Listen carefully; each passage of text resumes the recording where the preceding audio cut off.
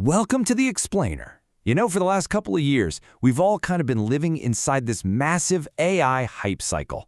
Lots of wild promises, incredibly flashy tech demos, but a whole lot of questions about what it all actually meant for us.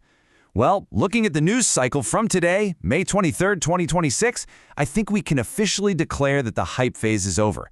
We have fully crossed over into the era of deep societal integration. What we're seeing today isn't just about fun chatbots anymore. It's about massive structural shifts in how the entire world operates. Let's unpack exactly what this means. All right, we've got a seriously packed news cycle today. We're going to hit 5 big themes: AI and national security, the corporate shakeup, deepfakes, the global infrastructure race, and finally, what this all means for the next consumer experience. Let's get right into it. Starting off with theme number 1, AI entering national security and creating a brand new defense paradigm. We're witnessing a super aggressive transition right now where AI is becoming an absolute foundational pillar of global defense operations. And to really grasp the stakes here, you just have to follow the money. The White House has just approved a staggering $9 billion budget request. And this isn't free, no basic IT upgrades. This is specifically allowing U.S. intelligence and spy agencies to buy advanced AI hardware. $9 billion. And that tells you right there that raw computing power is now considered just as critical to national defense as traditional weaponry. And you can see this dynamic perfectly with companies like Anthropic. They're playing this crazy dual role right now. On one hand, they are in the final stages of a classified NSA contract, actually deploying their frontier models straight into defense operations. But at the exact same time, they're running things like Project Glasswing.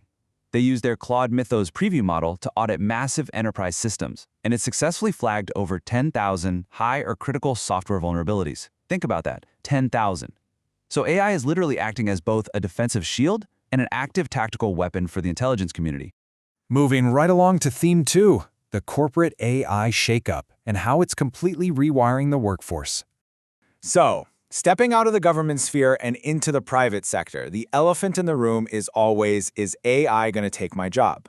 Well, Cloudflare CEO Matthew Prince wrote a piece in the Wall Street Journal that paints a pretty stark picture. He says the workforce is basically splitting in two.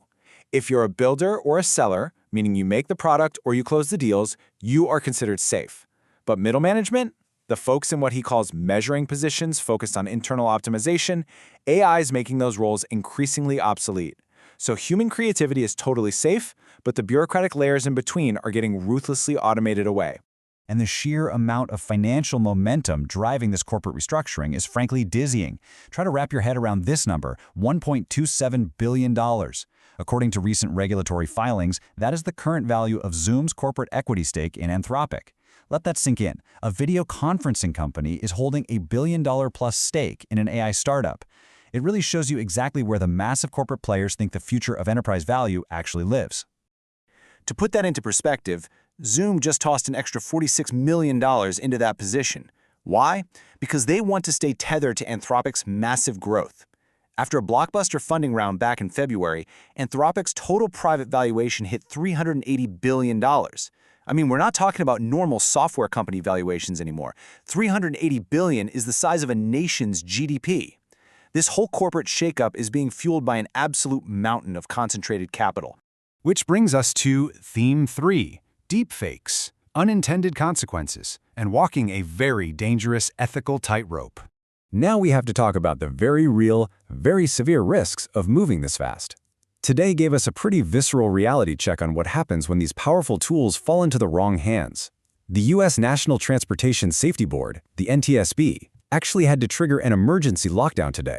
They completely suspended public access to their entire civil transportation accident archives. Imagine that. An archive meant for open public transparency and safety research, totally shut down without warning. And the reason for this lockdown is honestly just chilling. It turns out external actors got a hold of public cockpit voice recordings from a fatal UPS cargo plane crash back in 2025. They then used those tragic final moments to generate incredibly realistic synthetic AI voice clones of the deceased pilots. It is a heartbreaking wake-up call. The technology has completely outpaced our social and legal guardrails, literally turning public safety data into raw material for what's basically digital necromancy. It's incredibly unsettling. All right, shifting gears to theme 4, the global infrastructure race and how we are physically fueling this massive AI engine. As these AI models get smarter and way more capable, the physical computing power needed to run them is just going through the roof. It has sparked a massive, high-stakes global hardware race. Take France, for example. President Emmanuel Macron just announced a massive €1.55 billion booster package. And look at how it's split up. A full €1 billion is going straight into national quantum computing research, and the remaining $550 million is earmarked specifically for expanding domestic semiconductor manufacturing. Countries are waking up to a harsh reality here. If you don't own the silicon and the cutting-edge quantum research, you absolutely do not control your own technological future. And finally, Theme 5, the next consumer experience and how all this AI is hitting our daily lives. So how exactly does a $9 billion defense budget or a massive corporate restructuring trickle down to you and me? Well, it lands right in the apps on our phones. Meta just debuted a new standalone mobile app called Forum. It's designed to pull Facebook groups out into their own separate, Reddit-style interface to elevate the conversation. But the core feature here is its natively integrated AI Ask engine. It's built to read through massively long, messy group threads, summarize everything, and answer your specific contextual questions in real time. Meaning that the exact same complex AI infrastructure we just talked about is now running quietly in the background to summarize the latest drama in your neighborhood watch group. It's wild. Meanwhile, over at Alphabet, CEO Sundar Pichai did a Q&A at Google I/O, mapping out their consumer path forward. He talked heavily about how Google Search is evolving, relying on their ongoing rollout of custom TPUs, which, by the way, ties right back into that global hardware race we just looked at. He also teased the upcoming rollout of background AI agents that'll work for users behind the scenes. But he made sure to acknowledge the urgent need to navigate the growing public skepticism around generative tech safety. Even the biggest tech giants in the world are having to walk that exact same ethical tightrope we saw with the NTSB today. Which really brings us to the end of today's explainer, and it leaves us with one incredibly pressing question to chew on. When you sit back and look at how this technology is simultaneously reshaping $9 billion defense budgets, wiping out corporate middle management, forcing government agencies to lock down their archives, and quietly rewiring our daily social apps, all at the exact same time, are we adapting fast enough to control it? Definitely something to think about. Thank you so much for joining me for this deep dive. Keep questioning, keep learning, and I'll catch you in the next explainer.